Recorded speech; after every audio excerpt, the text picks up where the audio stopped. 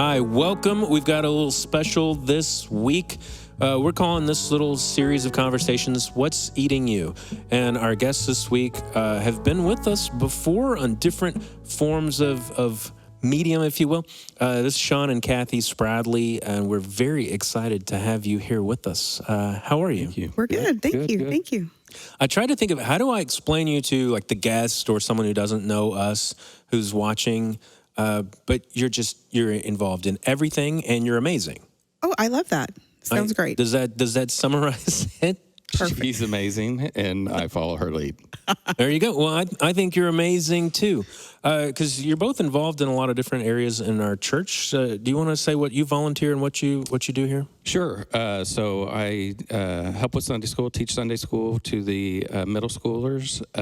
I am involved in Teach Ministry Safe sometimes. I do some of the youth mission trips and volunteer wherever I can.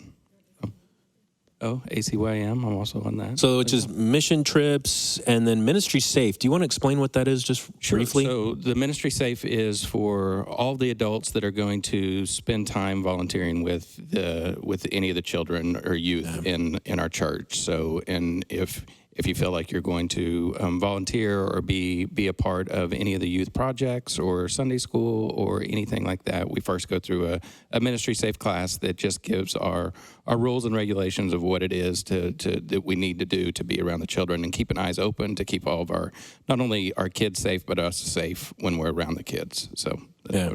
No, thanks for that little explanation. I think it's so important that we do that. And I've been through the class with you. You do an amazing job. Oh, well, thank you. Thank you. I just always really appreciate that. Yeah. And Kathy, what all are you involved in? I teach Sunday school for 9th and 10th graders. I just rolled off ACYM, so I think you do teach like the hardest Sunday school classes. you think? Like Maybe. those are difficult ages, right? Maybe we relate to. Yeah, our kids are that age. Yeah, that's it. And then pretty much I just sit in there with Melissa Kanega, and That's true.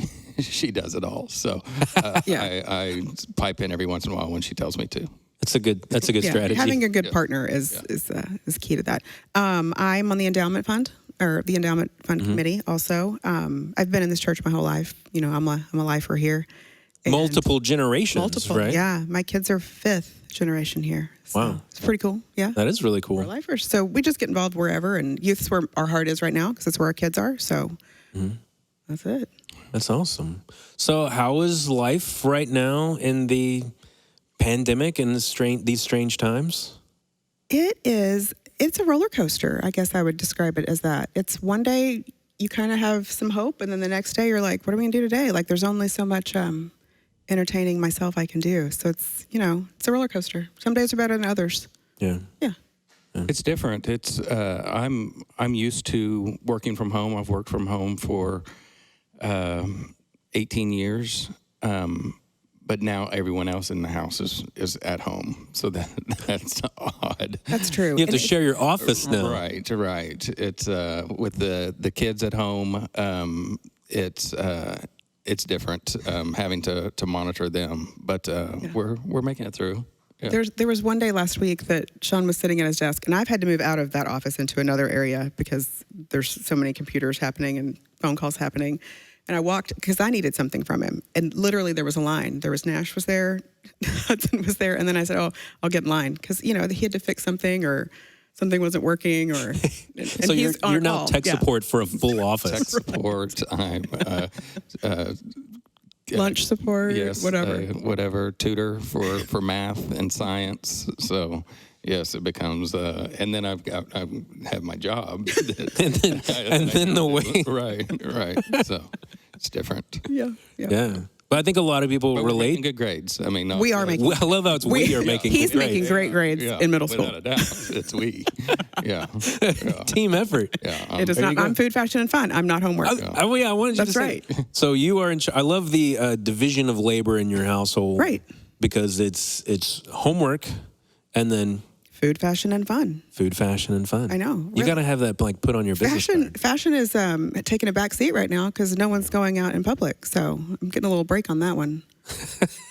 But but food and fun just got a lot more challenging. It did. Yeah. I'm being stretched with that one.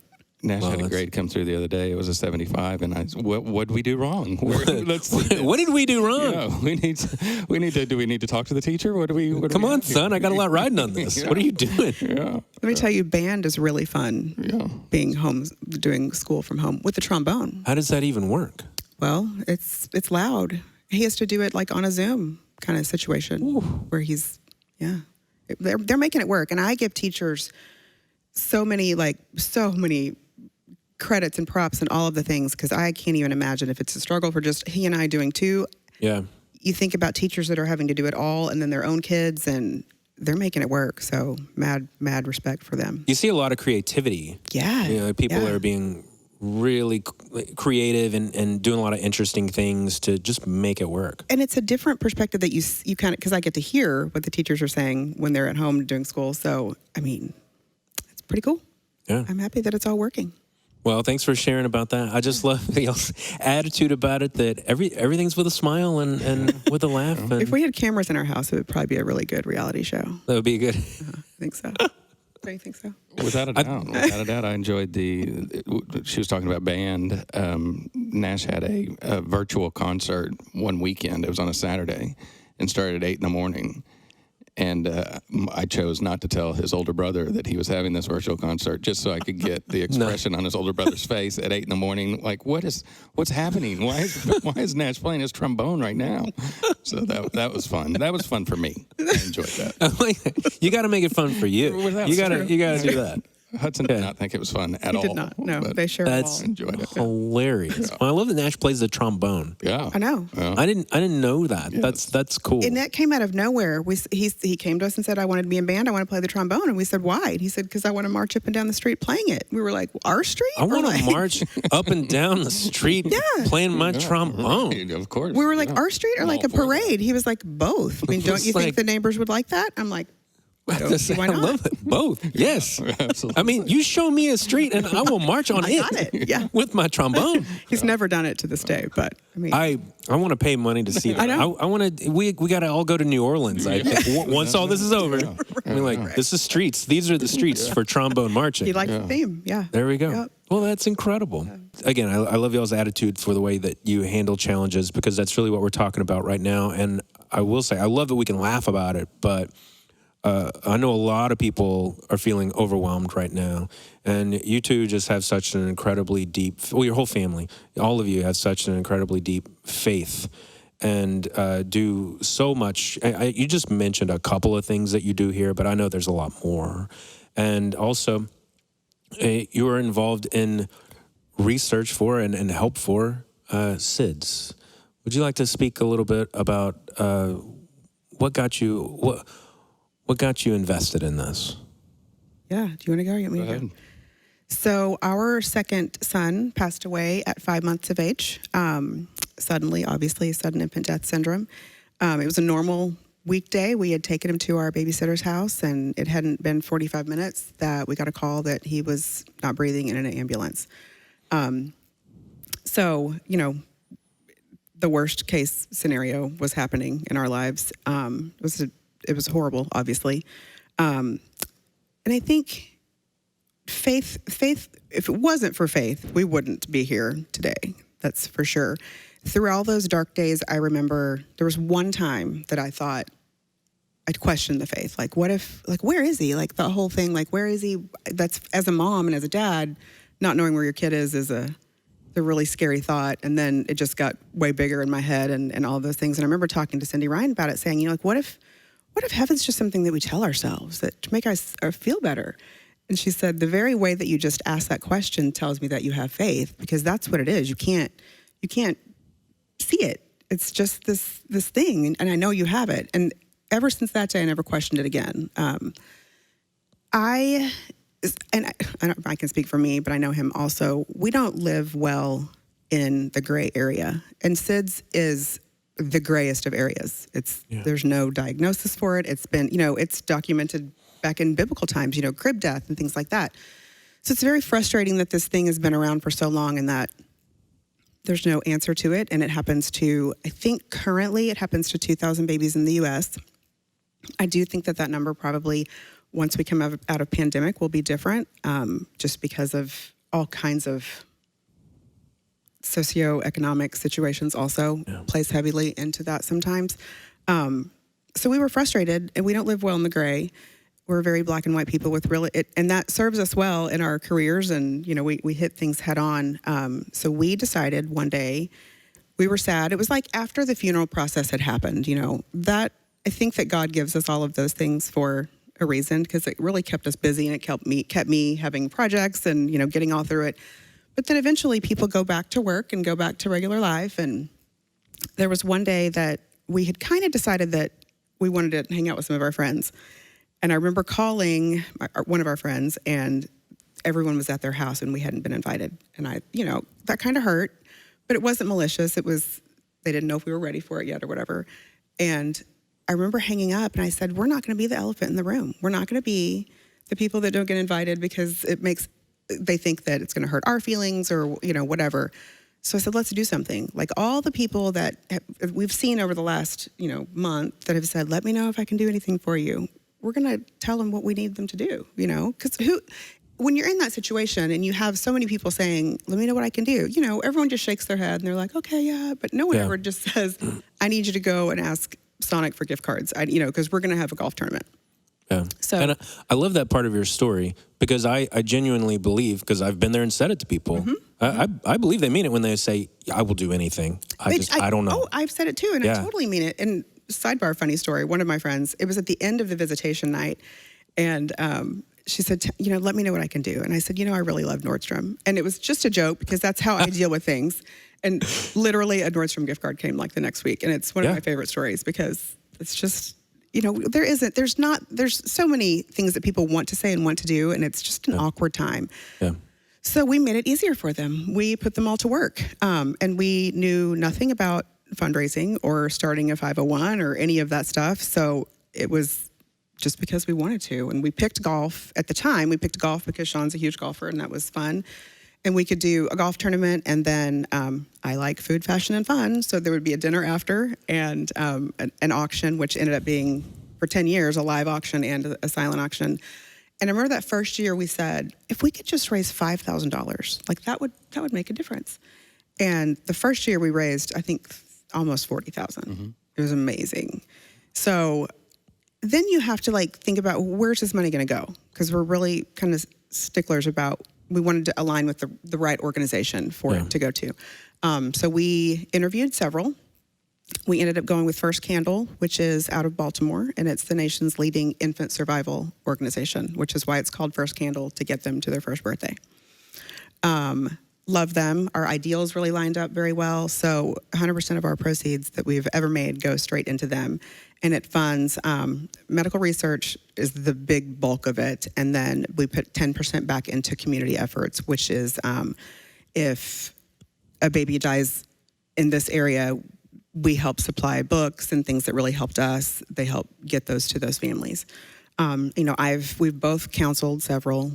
Not really counseled. We're not professional counselors. We've kind of, just told our story and been there for people. Just be present with them. Absolutely. Yeah, exactly. Back when it happened, I remember thinking, nobody can come and say to me, I know how you feel. Because nobody I knew had been through something like this. I was the one. And so if one person had been able to say that to me during my grief process, it would have changed everything. It would have changed. I would have had more hope. I would have had someone to look up to, and okay, this person's 3 years out from it, and look at them, they're functioning. So I really wanted to fill that gap for as many people as I could, just to say, look at me, I'm smiling and I'm doing okay. There's one girl that actually is around here that I got to know from this, and she came to our tournament one year, and she walked in. It was pretty new, and it was within 2 months of it happening to her. And she walked in with her husband and her mother-in-law, and she couldn't even get in the door. She was hysterical, crying. And all of my volunteers, which, we have hundreds of volunteers, and they're all someone that we know personally from something. The whole room got so quiet, and it made me cry. I walked over to her and I said, look at me. I'm functioning and I'm laughing, and this is life. And the whole room applauded her. I think everyone came in and gave her hugs. I mean, it was magic. It was pretty magic. So here we are. How many years has it been now? We did the golf tournament for 10. And then 5 years ago, the city came to us, and it's going to sound weird. They offered us one of their beer booths. So for any festival that goes on in the city, all of the beverage booths are run by civic and service organizations. So for people who don't live here, yes, that's Main Street Days, Grape Fest. Those two. Just those two, yeah, which are huge. Huge, yeah. So they came to us and said, would you like to run one of the beer booths? Because it's a lot of work. Like, they provide everything as far as the kegs and all of that stuff, but we have to staff it, which is, some days, 4 days for one event and 3 days for the other. So it's almost 200 volunteers per time. Yeah. But it's so fun. So people come in, they work like 3-hour shifts, and now it's gotten really cool because lots of companies around here, they allow people to have service hours. Mm-hmm. So people will grab their whole teams, and they'll just take an entire shift, and they count, it's their work thing, but they're also, bonding and then helping the community. So we have done that for the last 5 years, twice a year, except for this year, obviously. Yeah. And we get a portion of the sales off of the beer booth. So it's about $10,000 for those events. And it's so weird because it's kind of like, it's a joke, like beer for babies, but it is what it is. And I will take anything that gets people talking about this situation, and the exposure that we get from it's incredible. SIDS and infant death is something that is awkward to talk about. Mm-hmm. It's uncomfortable to talk about. But it's there. And, I want people to, every single event we have out there, I have a mom come up to me and say, oh my gosh, my son would have been 30 today, or, 30 this. It's remarkable how many people it has affected. And people just don't talk about it. So we want to just take that veil down and talk about it, because our children that we lost are worth talking about. And we always say that Holton's 5 months on this earth has done more good in this world than our years put together, because we've not let his name go in vain. It's out there everywhere. Yeah. I love the way you talk about that, being out on Main Street at the beer booth, but you're so right that there are so many people who come to this area just to visit for these events, who, that's not why they're here, but then when they see you and they see your booth and they get to know you, they finally have a chance to talk about something that they've been dealing with alone. Right. So we've had several that great. They'll circle the booth for a while, and then they'll come to one of the volunteers, and say, what is this all about? And so, all of our people know, and so they'll talk, and if we're there, they'll come get one of us, and we'll go sidebar with them and talk and give them our information and all kinds of stuff. And the coolest thing about all of it, obviously, here we go, food, fashion, and fun again. Our T-shirts are a big deal. Like, I design new T-shirts all the time, and some of our volunteers have been like OG volunteers, and they have all of the T-shirts. But it is a heartwarming thing to walk out of that booth after being so tired, and you see all of your volunteers walking around the city that you love, and you see your son's name just speckled throughout the crowd, and it's amazing. It's amazing. Yeah, we're real proud of it. What advice do you have for someone who is swallowed up in grief right now?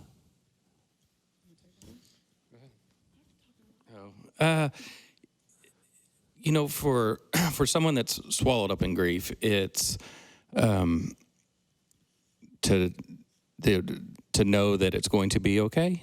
That there's other people that have been through it, and that was our, now have been, 13 years removed from Holton's death. At the moment, I didn't think that I'd ever get out of that I was going to be stuck there for a long time. And now on the other side of it, knowing what it took me to get out of it, and that was talking about it. And as for a man, that's hard to do. But it really did help me, and it really helped me that in talking to Cindy Ryan and the other pastors, that there might not be any answers, and that's okay. And that was comforting to me, because I was looking for exact answers, and they weren't there right then, and that was okay. And it was okay to be mad, and it was okay to be angry, and it was okay just to not know what the outcome was going to be, but to know that if you just, we had talked about faith, if you just keep your faith and press on, that it can be okay, and it will be okay, and that's what I saw. And for me, it was comforting for for the people to come to me and say, I just don't know, but I'm here for you, and I'm praying for you. That meant a lot to me at that time. And before that, excuse me, I'd always, in different situations in life, had people say, oh, we're praying for you. And that didn't really hit home a lot to me until this occurrence.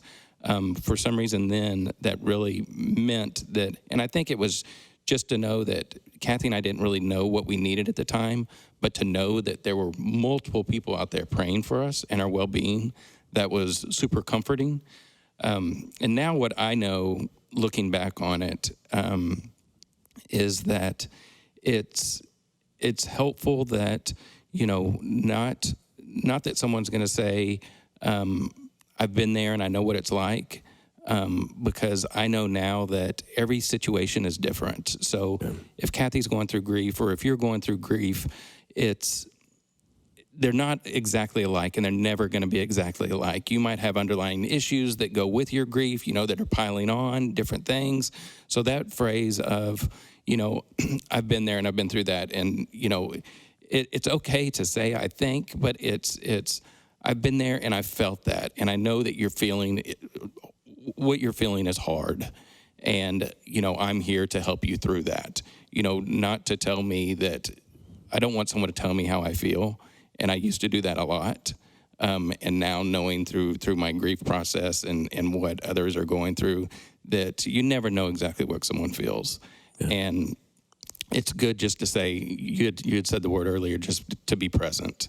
And, Kathy and I can share our experience, and that helps others to know that people have experienced it, but then let them have their own experience, not try to live through your experience, have their own, and that you're there with them, just to walk through it with them. And so long answer, to what I know now is just that everyone's grief is different, and you have to respect that and not put on them what they should or shouldn't be doing, how they should and shouldn't be feeling, and just be there to listen to what they're going through. So that's I love how you articulate that. That's really true, that their grief is their grief. Your grief is your grief.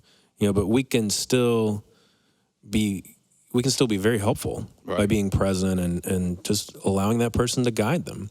And I love how you helped the people who are trying to help you. Yeah. You gave them a thing to do. And checking on people, and it's, I think that just talking to other people will come to me and be like, okay, this has happened. What do I do? I'm like, just check on them. It doesn't have to be like, you don't have to show up at their house. If that feels right, that feels right. Every situation is different. A simple text is also a very present thing in this pandemic, kind of environment. One of my favorite stories of what happened with us was that it was, again, probably right in that month out or so. And, we had Hudson. So we had the added, not burden, but added complication of we couldn't both grieve at the same time, I felt, because one of us had to parent, because someone had to drive that bus because Hudson was 3 at the time. But we did a really good job partnering, eye contact, like I'm going to go have a moment, and then we would come back but just keeping us 3, floating during that time was enough for us. And there was one day that Shawn had gone back to work, but at home. So he's at the table and we heard a lawnmower start. So we were like, what is happening? And we look out, and it was the Grapevine Police Department that mowed our yard for, I would think it was 6 months. And one of us went out there, and he said, the chief sent us to mow your yard. Oh. And just taking that little thing off of, because we didn't have a yard service at the time, it was him, taking that off of his plate was amazing. And they just showed up and did it. They didn't ask. They just started lawnmower and did it. Wow. So things like that are amazing, and you don't forget them. So it's just people being present. Yeah. And that's a good reminder that those of us who are just standing on the sidelines while someone else is grieving, there's little stuff you can help with, little stuff you can do. So think creatively, and I let you ask, does this feel right? That's a good question to ask yourself. Is this the right thing to say, the right thing to do? Just take a moment and Like I am an overthinker. So if I let myself overthink it too much, then I'll talk myself out of it. So I think go with your gut. Like if you felt like you needed to reach out to that person because you saw it on Facebook or you saw that something was going on, just do it, because that person's thinking about it anyway. You're not going to have a moment where they're like, oh, I forgot about that. Thanks for bringing it up. You always tell somebody that you care about them and are thinking about them, and especially praying for them. Yeah. Don't be afraid to say that. Yeah. I'm thinking about you. Let them know. Yeah. It's so hard during that moment to, especially when Kathy and I were going through that with Holton, that it's not top of mind for us to call someone and say, hey, do this for me, until we got the golf tournament. So knowing that we've gone through that and looking back, it is so beneficial just to, like Kathy was saying, just to reach out and, just do it. Don't wait to be asked, because you probably will never be asked. Especially, personalities like Kathy and I, we just don't ask for much. We don't ask for people to do stuff for us personally. So, there's lots of other people out there like that aren't going to speak up. So if you just do it. And it doesn't have to be something grand, right? It can just be a simple text, like Kathy was saying. I always tell my boys that, when you're walking down the hall, and make sure your head's up and you say hello to people. But more than that, use their name. People love to hear their names, and just a simple thing like that. Those even kiddos that aren't in your little clique or group, you can still say hello to someone, and if you say their name, that could mean the world to them. You never know what someone is going through. So, and it's harder to do now during the pandemic, but Nash is in person. So, I try to get them to do that, and just to help someone else out. Yeah. I think that you see their grief then also by acknowledging it, and especially saying their name is such a huge thing. But then something that I feel, and I know that you feel too, that with us, when we see somebody newly grieving, that it helps. I mean, we're still grieving 13 years later. Yeah. That feeling and that hole doesn't go away, but helping others and acknowledging them, and that helps us as well. It's not just to help that person. That helps us, because it's just it's the right thing to do. It's a part of processing. Giving back, to heal. Yeah. I love that you two are such an amazing example of that. Of you process by taking this and allowing God to turn it into something life-giving and turn it into something positive. And you've helped so many people. Yeah, I think we're over 500,000 at this.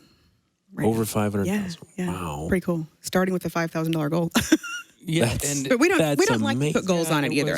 Sure, initially, but Kathy had even said it that at the beginning of it, it wasn't about the money. It was about giving someone a brochure to understand what SIDS is, and that's what we found throughout this whole process is that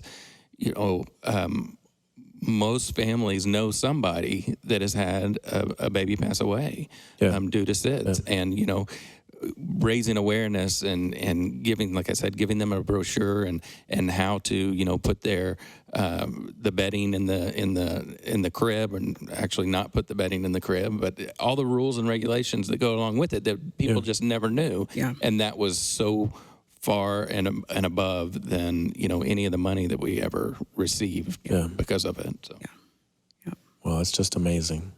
Thanks. Well, is there any way that you'd like to tell them that if people want to reach out to you, they can contact you or find your website? Yeah, we always need volunteers for the Main Street events. And it's really fun too. Like it goes really fast. It is a whole different viewpoint to see those festivals from inside a tent versus being a patron at the tent. Yeah. It's pretty cool. And often hysterical and captivating.